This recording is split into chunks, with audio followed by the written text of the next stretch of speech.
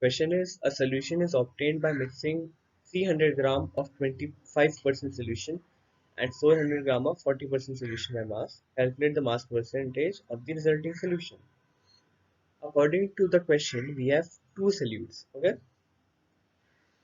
solute 1 is given by this line, which says us that 25% of 300 gram gives. So we have 25 by 100 into 300, which is 75 gram. Solute 1 is present. Solute 2, similarly, we see that 40% of 400 gram gives us 160 gram of solute 2. So total amount of solute present in the given solution is 75 plus 160 gives us 235. Mass percentage of solute is 235 divided by 700. Why 700? Because 400 gram plus 300 gram gives us 700 into 100, which gives us the mass percentage of solute as 33.5%.